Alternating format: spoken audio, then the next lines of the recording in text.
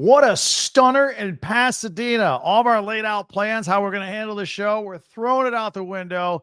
We're going to talk about Penn State's colossal collapse at UCLA. Good job by the Bruins. We got a night game with the Buckeyes tonight. Nebraska and Michigan State are still going at it. And you're joining us right here for an entire recap of everything that happened in the Big Ten today. This is Locked On Big Ten Live.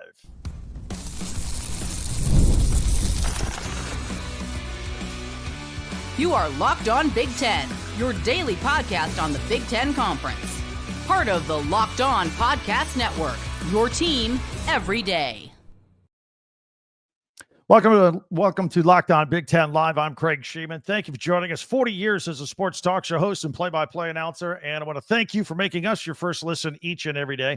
We're free and available wherever you get your podcasts on YouTube, part of the Locked On Podcast Network, your team every day. Hey, while you're here, if you're new, hit that free subscribe button. That way you'll never miss a single episode because we are here every single day. Also, if you could share, like, and follow, that's great. And did you know that you can hype YouTube videos? That'd be a big help as well. This episode is brought to you by Mazda. Just like there's more to every player, more dedication, more attention to detail, there's more to a Mazda vehicle. Stay tuned later in the episode for highlights of this week's Moving the Game Forward. Mazda, move and be moved. All right, all week long, we told you we're going to go live right after the Nebraska-Michigan State game, but things happen, man. Penn State, wow, coming up their big loss at Oregon. They go out and lose to a winless team at UCLA. We'll cover all that. We'll cover all the action in the Big Ten today. Washington with a huge come-from-behind win on the East Coast. Michigan handles the Badgers. We've got it all. Let's jump into it. Your comments are welcome here. We'll get to them as we cover every single game. And before we leave today, we'll have our first look ahead at next weekend at Week 7. So we got a lot to do. Thank you for joining us. I couldn't wait. We jumped on 5 minutes early because I could not wait because I told you all week, 7:15 Eastern, we're on. We're rolling. Let's go. Let's do this. So UCLA, who had not led at any point this season and fired their coach after 3 games, they beat Penn State, who a lot of teams thought we're going to win a national championship, win the Big Ten and win the national championship. It was championship or bust for James Franklin. And they had that heartbreaking loss last week to Oregon in the whiteout game. And look, we talked about it. If you're an everydayer here on this podcast, we talked about it on Friday's podcast. Like, would Penn State, would they be hungover? Would they be down? Then you take the jet lag and go into the West Coast for a game at UCLA. I thought they would at least start out slow. I never thought in a million years they'd go out there and lose that football game. Nico was amazing. A lot of changes out there at UCLA. In addition to the coaches and everything that they did, of course, Tim Skipper became the interim head coach a couple of weeks ago. They had the bye week. They really still struggled. They put it all together. They made one big change. Jerry Neuheisel, son of Rick Neuheisel, former coach, guy was named a play caller. He's going to be the offensive coordinator moving forward after this. I thought called a beautiful game.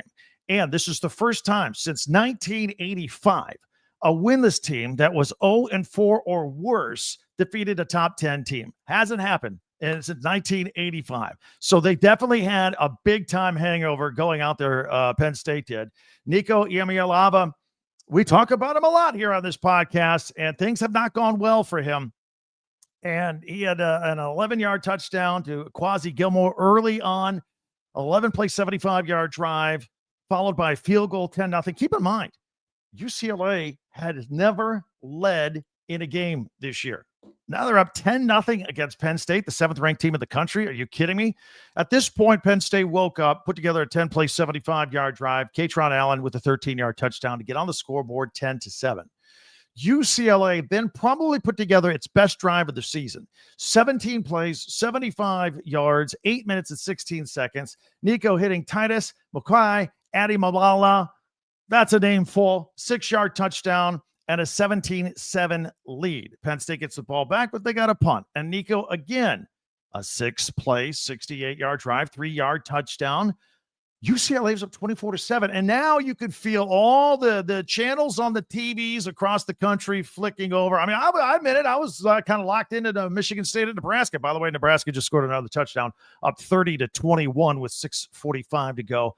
as we sit here live on Saturday night going into a Sunday. But we had to go watch UCLA. This was amazing. Would they be able to keep this lead? 24-7. Penn State gets the ball at midfield. The last 2 minutes by them at the end of the half, not sharp at all. James Franklin was asked about it at his halftime interview. He was like, basically this is what we plan to do. I'm not so sure about that.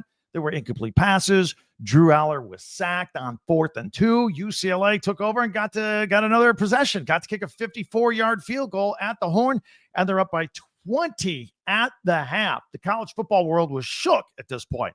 27-7 at the half. Drew Allar, again, most experienced quarterback in the country, had 64 yards at the half passing. Penn State had with their running backs, their dual running game, 28 yards rushing at this point. Nico on the other side was 158 and 2 touchdowns in the air and 51 yards rushing at this point. So Penn State, all right, they got to regroup at the half. They come back out steady. Let's put a drive together. Let's go. And but then fumbled the ball. Remember, they fumbled the ball away right back to UCLA. They punched it out. And then UCLA got a chance to score. They tried to kick a field goal. Now, this one they missed. 56-yarder. They pushed it. So still 27-7. And this is probably the most important point of the ball game as far as Penn State goes, because they kind of woke up at this point. It was still a 20-point game, 27-7. The field goal's no good. This is with 13-12 to go in the third quarter. Drew Allar finds Khalil Dinkins on a 40-yard catch and run, and they score. Now it's 27-14. It's a 2-score game. We're in the third quarter. Now Penn State can breathe a sigh of relief a little bit that they're in this thing. But the Jim Knowles defense, Penn State, the defense, back-to-back sacks of Nico. They forced the first punt of the day by UCLA, given what had just happened a few moments ago. Now Penn State's got the momentum. Dennis Sutton blocks the kick, the punt, and scores. 7:19 to go in the third quarter, and bam, lightning strikes twice, and just like that, Penn State's within a score, 27-21. They got to be feeling pretty good about their chances. Meanwhile, on the other side, I mean, UCLA, again, who had never led, had never won, that's got to be in their head a little bit, right? It's like, whoa, Penn State roared back. We had this game in a blowout, and they roared back. They're within a score. But, 27-21 at this point. But that's when Nico busted off the 52-yard run and then got the rushing touchdown to stop the bleeding. It was the second rushing touchdown of the day with 2:55 to go in the third quarter. They go for 2. They got the false start. They had to kick the extra point. So up 34-21 at this point. Another nice 8-play, 75-yard drive. Then when Penn State has the ball, UCLA, they blitz on a 3rd and long, but Drew Allar avoids it and runs 27 yards all the way down to the 2. Katron Allen punches it in from 2 yards out. It was the second touchdown of the day that capped off a 10-play, 75-yard drive. All yards on the ground on that drive. And now UCLA is only up 34-28, and we got almost all the fourth quarter to go. Then another drive for UCLA. Nico, 26-yard run. He was really effective with kind of the delayed runs, or maybe something wasn't open and he took off. There was a 4th and 1. Nico had the clap count, right? Penn State goes offside. That is a poor play by Penn State. So UCLA gets the first down to the Penn State 25-yard line. Then there was the 17-yard play to Anthony Woods. Now we're first and goal. Under 8 minutes to go, and Nico scores a 7-yard touchdown. And again, the momentum shifted back to UCLA. Another impressive 13-play, 75-yard drive, 2-point conversion. Remember the 2-point conversion? Nico was in trouble. The spin and the throw, and it got it. And now they're up 42-28. We're under 7 minutes to go. Now it's panic time for Penn State. But they strike quickly. Drew Allar finds Kyron Hudson for a 15-yard touchdown. Quick 10-play. 75-yard drive, 2 minutes and 30 seconds. They're just moving to their 2-minute drill, getting down there. We got 4 minutes to go. They're back within a score again, 42-34. At this point, I should point out that despite all of UCLA's success, they only have 8 yards passing in the second half. Nico's doing all this on the ground. Then he threw the ball out of the backfield to Anthony Woods. The pass was off the mark. Woods goes down. He's short of the first down. So we're at 2 minutes. It's 4th and 1. Nico gets stuffed. Penn State takes over at the UCLA 32. They got their 3 timeouts. Here we go. So Penn State moves the ball down. It's 4th down and 2, under 39 seconds to go. And the UCLA defense steps up. Drew Allar, loss of 3. UCLA takes over. Remember, Penn State still has some timeouts here with 32 seconds to go. And in fact, forced UCLA into a tough decision with 25 seconds to go. Were they going to punt from their own end zone? Maybe get it blocked, whatever, or take the safety, do the free kick, push Penn State back, and that's exactly what happened. And in fact, they were able to burn 8 more seconds. Penn State wasn't coached up to rush the punter. He was just sitting back there running around the end zone, burning 8 seconds. And that was poor by Penn State. They didn't anticipate that. So the free kick goes, and now it's 42-37. So Drew Allar and Penn State, they got a couple more chances. With 12 seconds to go, they got the short pass to Singleton to the 40. 8 seconds to go, a long incomplete pass, which burns some time. They're down to 2 seconds. They do the hook and ladder. It doesn't work. It's over. 42-37, your final score. Nico on the day, 166 yards through the air and 2 touchdowns, 128 yards on the ground and 3 more touchdowns. And for Penn State, back-to-back losses. This is devastating for them. They got Northwestern next. Then they're off to Iowa. Then they got some tough games. Number 1, Ohio State. And then they host number 8, Indiana. It's looking like it's over for Penn State. Penn State fans, I want to hear from you. UCLA fans, we haven't had a chance to talk. Yeah, we haven't done much here this year. Love to hear from you in the comment section. We'll get to all that. Meanwhile, with 5:22 to go right now as we are live, Nebraska up 31-21 over Michigan State. That was the game we were going to focus on here today. Emmett Johnson, an early touchdown for Nebraska. Then there was a block punt in that game too, where Michigan State got blocked. Scoop and score. They're down 14, but then they threatened back. Aiden Childs got smashed, had to be taken out of the game for a while. And so freshman Alessio Milivojevic came in, did find Jack Belling for a touchdown to get him within a score. And that was the score at the half, 14-7.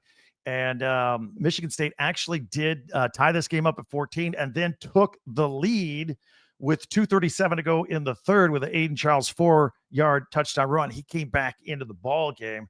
But then Johnson with another touchdown for Nebraska to tie it at 21. They made a field goal, and then they just had the other touchdown that we talked about a moment ago. So you're all caught up with the games that have just come to a conclusion here, but we have plenty more, and I want to get to all your comments. What do we think about Penn State's future now with James Franklin? You thought the noise last week was bad. Hey, at least it was to a top-ranked team. Losing this game, this is not going to set well in Penn State. Would love to hear your thoughts on all of that. Hey, if you're new to us, hit that free subscribe button down below. That way you'll never miss a single episode. Share, follow, and like. That helps us out as well. Don't forget, we have a website, talkbig10.com. All of our podcasts go there. Plus, there are links where you can buy shirts, t-shirts, and hats and merchandise from your favorite Big Ten schools right there. We're under 3 months to Christmas, people. Get the shopping done. Talkbig10.com. So earlier today, Michigan ended up pulling away from Michigan. We'll talk about that. Maryland got up big on Washington, but then Washington pulled it out. Unbelievable. Illinois taking off today against Purdue, and Northwestern gets a win. We will talk about all of that right here and get your comments on those games as well as preview the upcoming game that's about to kick off shortly. Minnesota at Ohio State under the lights. And we will have our first look ahead at week 7 and what we're going to do with all that right here as we continue live on a Saturday night going into a Sunday morning on Locked On Big Ten. This is Mazda's Moving the Game Forward, brought to you by those who believe it's not just about playing the game, it's about redefining it, because these moments do more than win. They push what's possible. They remind us to go that extra yard, shift into that extra gear, and keep the game moving forward. Who are we going to feature for this? Well, we've got Nico at UCLA with his 5 touchdowns, 2 through the air and 3 in the ground. He really kept things moving. And when you follow what moves you, the unexpected is only the beginning. And just like there's more to every highlight, there's more to a Mazda vehicle. Mazda, move and be moved. Let me tell you about DoorDash. We got a deal here, this weekend and every Saturday. It's time to look back at our MVP. Again, it's going to be Nico with his performance at UCLA. He delivered, and DoorDash delivers as well. And if you stack DoorDash every Saturday with your streaks on Saturday, you can save more every time you order. And players like Nico deliver when it mattered most at UCLA. And just like Nico delivered, DoorDash delivers your Saturdays with DoorDash streaks. Save every Saturday when you order. Stack them up all season long, every Saturday. And you can save up to $250, including $100 in DoorDash credits.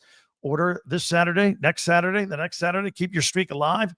Fuel your game day only with DoorDash. Terms apply. Promo period through November 18th. All right, thanks for checking us out here as we are absolutely live on a Saturday, going out into a Sunday with live reaction. Again, if you're joining us live and maybe late, the big upset of the day, UCLA beats Penn State at the Rose Bowl today. Nebraska, another touchdown. They're up 38-21 with 4:27 to go as we are live here right now. So let's talk about all the other games that took place, and then I'm going to get to your comments on the earlier games because they're lining up here in the queue, and I always appreciate that. That's awesome. It's always exciting on a Saturday. So Michigan, ranked 20th in the country at the Big House, taking on Wisconsin today. And a lot of this game, I was watching it, and I was thinking, boy, Bo Schembechler would love this game. There were some early scores, and it was just a punt fest. It really was. But Michigan pulled out and won the game 24-10. Remember, here's an interesting story with Wisconsin to follow moving forward. Billy Edwards has been out at quarterback. Danny O'Neal has been playing.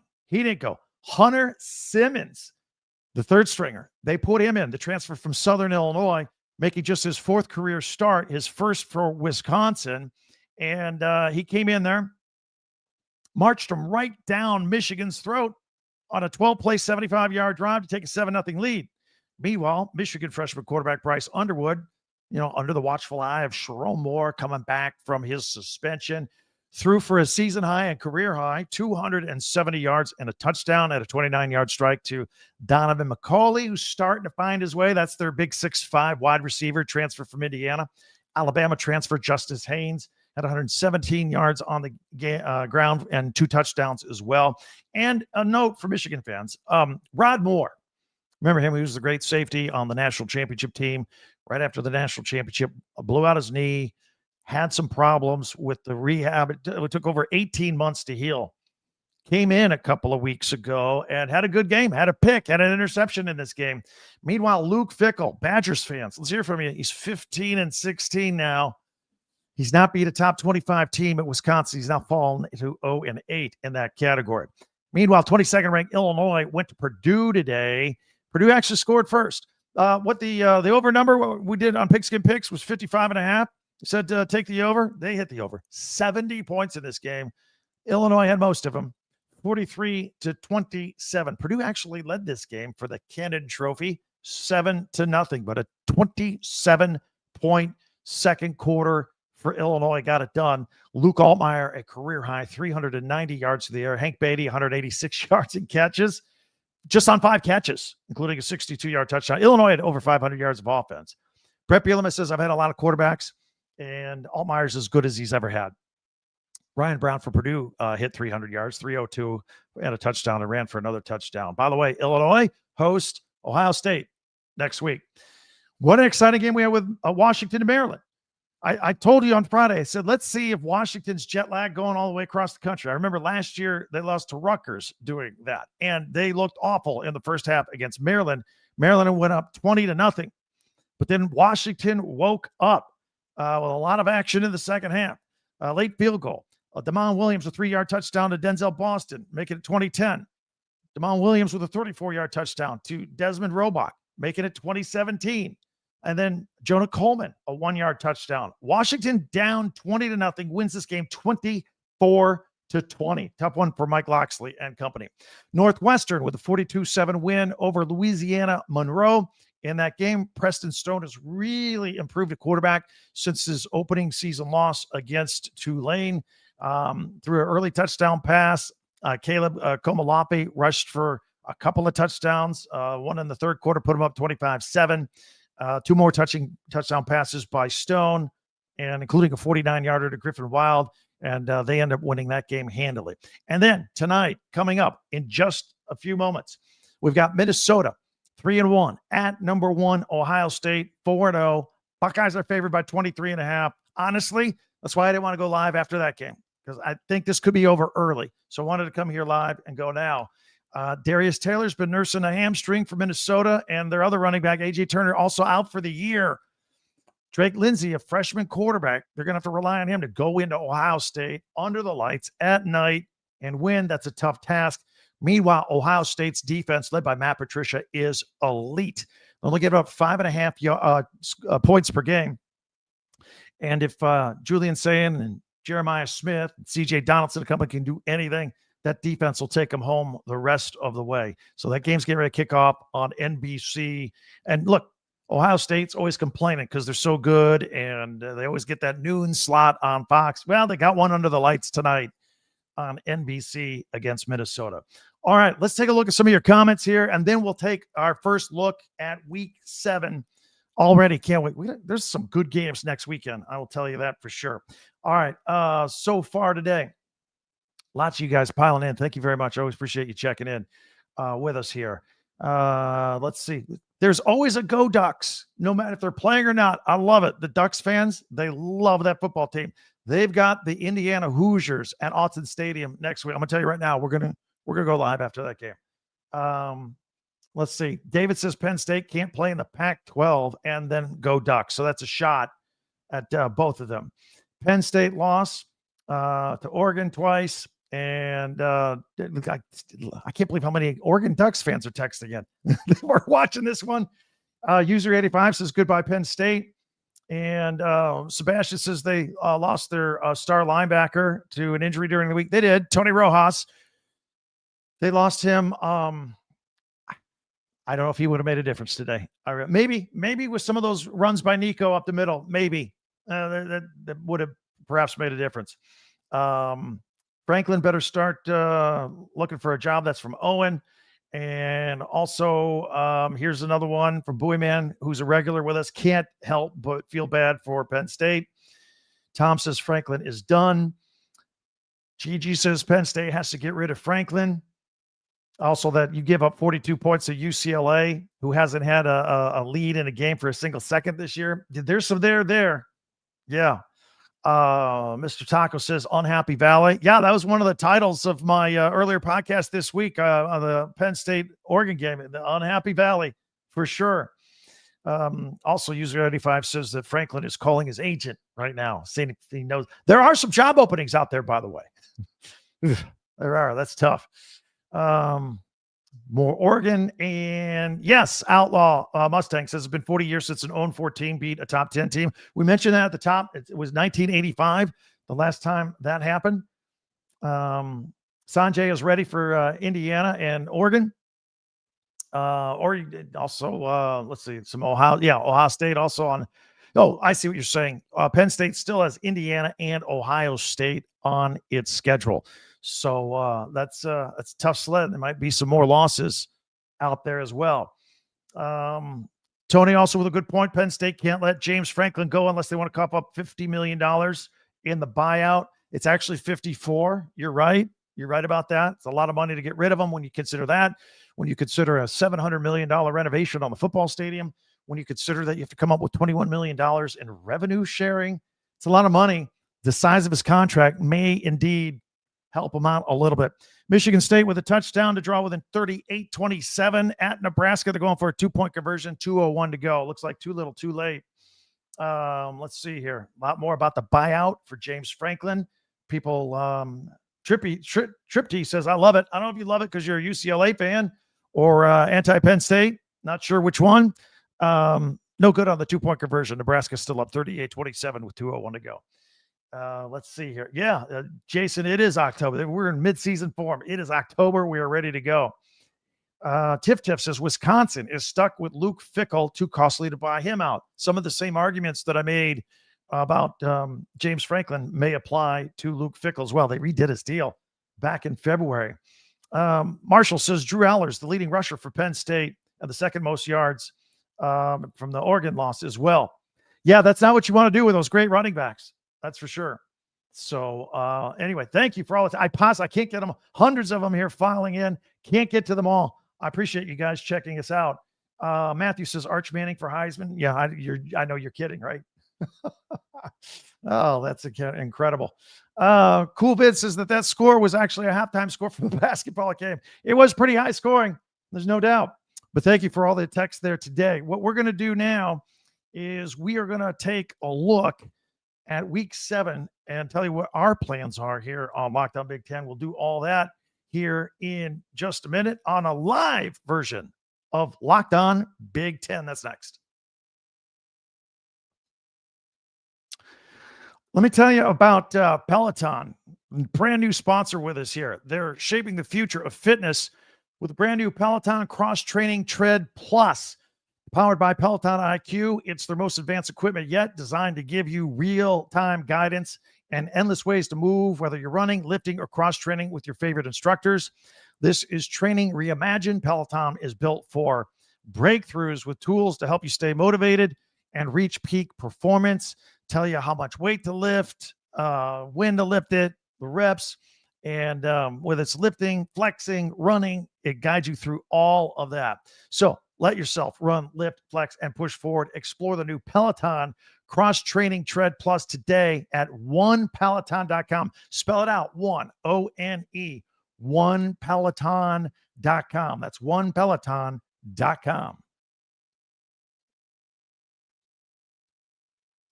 All right, thanks for checking us out here on Locked On Big Ten Live on a Saturday. This is what we do. Let's take our first look at week 7. There's some great matchups around the Big Ten.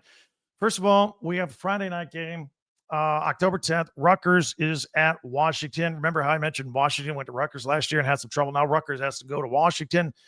That'll be at 9 p.m. Eastern on Friday, 6 p.m. Pacific. If you're on the west coast of Washington, that will be on FS1. Then to Saturday, number 1, Ohio State is at Illinois. That is the big noon game on Fox. UCLA coming off this big win. Now they're at Michigan State. That's at 12 noon. That's 9 a.m. Pacific time for UCLA and their body clock, 9 a.m. And for those of you who want to get up and watch a red-hot UCLA team at Michigan State, that's next week on the Big Ten Network on Saturday. Number 8, Indiana, is at number 2, Oregon. That is at 3:30 Eastern, 12:30 Pacific on CBS. We are going to go live after that game. That will probably be around 7 p.m. Eastern, 4 o'clock Pacific-ish. We'll go live. We'll jump right into it. And I'm toying with another doubleheader. We did that a couple of weeks ago. I'll tell you in a minute. Northwestern is at Penn State, 3:30 Eastern, FS1. Nebraska at Maryland, 3:30 on the Big Ten Network. Iowa is at Wisconsin at 7 o'clock Eastern, 4 Pacific on FS1. And then Michigan is at USC at 7:30 on NBC, the Big Ten Saturday night game. We're thinking about going live after that game too, around 11 o'clock, 8 o'clock Pacific. Let us know. We're definitely doing after the Indiana-Oregon one. I'll have to check with our producers, see if we can do the 11 o'clock second one, double header, 2 lives on Saturday. That's what I think we're going to do. And also, Purdue plays at Minnesota for 7:30 Eastern on the Big Ten Network. There you have it. That is a look at week 7. We'll be all over it this week. I know we're live now, but if you are new to us here, we're here every day with multiple podcasts every day. So tell your friends about us. We'll cover all 18 teams. We have the latest news. We have the latest analysis. We have the latest opinion. We don't shy from opinion. And we put it all together every single day on the most unique Big Ten podcast in the world. And if you're a Big Ten fan, I know you know other Big Ten people. Let them know that we're out here each and every day. In the meantime, before you go, if you could hit that subscribe button, that would be fantastic. And that way you'll never miss a single episode. And share, follow, and like. And I'll tell you about our friends at Locked On and Fire TV. Present the college football kickoff, your ultimate college football weekly preview. Drake Toll of Locked On Big Ten leads the conversation with 2-time AP Coach of the Year Gary Patterson, former college star Jesse Holley, and Locked On's local experts. A college football preview only Locked On can do. Catch the college football kickoff every Thursday throughout the season only on Fire TV. Enjoy the rest of your weekend. We'll be back at it on Monday. I know we're going to be talking more about this UCLA Penn State game. That was just absolutely crazy. Absolutely crazy. Enjoy the Minnesota-Ohio State game as well. And we'll see you on Monday. Thanks for checking us out. For Locked On Big Ten Live, I'm Craig Sheeman. We'll talk to you next time.